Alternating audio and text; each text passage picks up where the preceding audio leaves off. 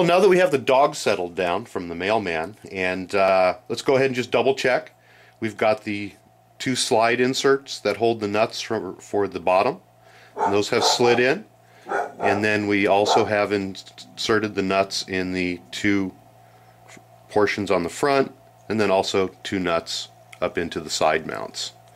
Now that that's complete, we're going to grab the second bulkhead, and we're going to insert two nuts in the bottom.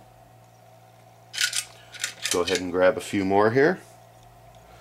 Make sure we get the right size. These are the larger of the nuts.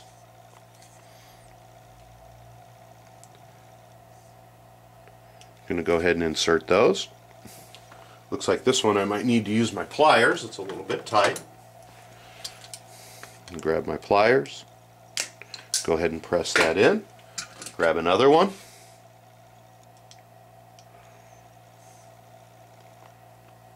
Going to go ahead and press that one in. These are a little tight, so I'm going to use my pliers on these.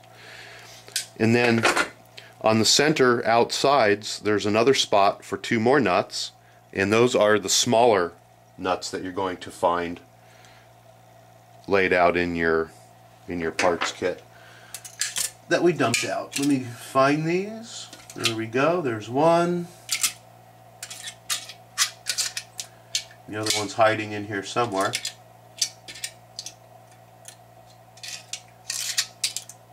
There it is. So we're going to go ahead and press those into the smaller area on the outside. Ooh, tough ones to get in there.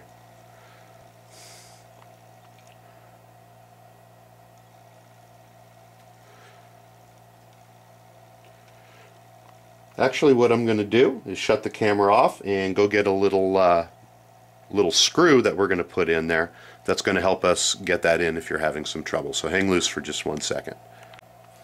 Alright, what I've done is I went fishing through all my parts, spare parts and whatnot, and I found a little screw that is the same thread as the nut that we want to insert. These are tough little ones to get in. What I'm going to do is go from the opposite side and go ahead and press this, go ahead and slide this screw up through there, and I'm going to go ahead and thread the nut on there just a small amount. And I'm going to go ahead and push that back down, and I'm going to make sure that the corners are aligned up properly. And I'm going to use a pair of pliers, and I'm going to pull on the back, and what that's going to do is it's going to set that nut down inside the hole. Boy, it's just not cooperating here. There we go. Just like that. And as you can see, the nut has been pressed down inside. So go ahead and repeat that process on both sides and get those nuts put on. And we're going to go ahead and proceed to the next step on the tutorial. Now that we have the 4 nuts inserted, we're going to go ahead and put in our 2 little nut holders that are on the little brackets that we built earlier. Again, there is a concaved area, and that's going to go towards the outside, and we're going to insert them from the rear. I'm going to turn that around, and we're going to insert those from the rear of the brace, and it's a little bit of a snug fit, but again, they just slide right in. Make sure they're even. Look from the bottom and make sure that the holes line up properly. We're going to go ahead and repeat this process on the other side. Again, from the back of the brace, there's a concaved area here, and that matches up. Slide it in, and go ahead and look at the bottom and make sure that the holes are properly aligned.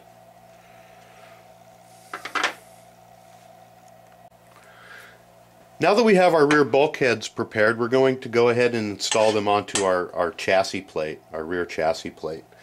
We're going to need and start off with the 4 of the longer beveled, or what they call a flathead screw. So let's go ahead and remove the 4 longest ones that are in there. Set them over here. And there should still be 2 more bevel beveled screws or flatheads in there, which are the two shorter ones. Go ahead and set them aside because we're going to be using those in just a minute. We're going to go ahead and install the rear of the two bulkheads, which is the one that's covered on the top. Not the V unit, but the one that's a rectangle here. We're going to look, and there's two sides to it, a front and a back, and we're going to be working with the side that has the bevels located in the two top screw holes here. If you turn it over, you're going to see that it's recessed with no bevels, and this side has bevels on it. So we're going to go ahead and hold this unit in one hand with the bevels facing in this direction. We're going to go ahead and grab our chassis plate, and we're going to orient it in this direction with these nubs towards us. There are two sets of holes on the outside, and then there's two holes that are one set back. We're going to set the chassis brace or the rear bulkhead over the two holes. Not the rear two holes, not these, but the ones that are in the middle. As you're holding them on, go ahead and flip it over, and we're going to take two of the bolts and we're going to insert them in and tighten them up.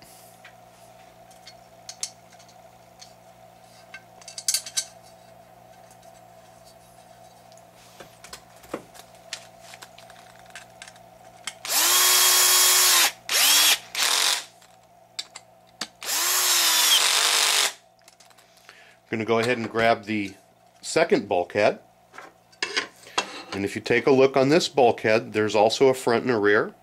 On the top of the V, you're going to see that they're capped off on one side and that there are holes on the other side.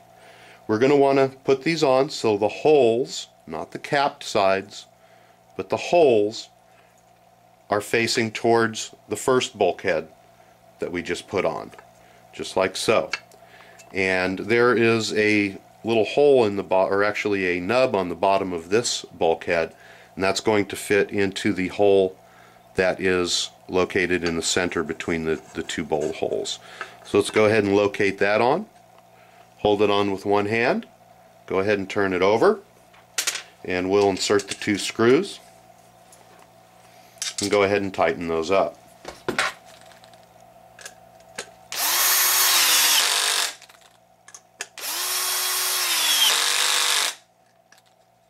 The last step on this page is to go ahead and screw on the aluminum brace, and we're going to take this brace, and again there's a front and a back. The back has no bevels on the two center holes, and it does have bevels on the front. So we're going to go ahead and lay this piece right over the top, and there's two holes in the rear bulkhead that it lines up with. It should set right down in there. Takes a little finagling to get it in. If in fact it is a little bit tight, what you can do is go ahead and loosen up the two screws that hold the bulkhead in until it snaps in, and then go ahead and tighten them back up again. Sometimes you can do that, sometimes you don't have to. The two remaining flathead screws, the shorter ones, we're going to go ahead and insert into the two holes to hold the rear hinge pin brace on, just like so, and we're going to go ahead and tighten those up.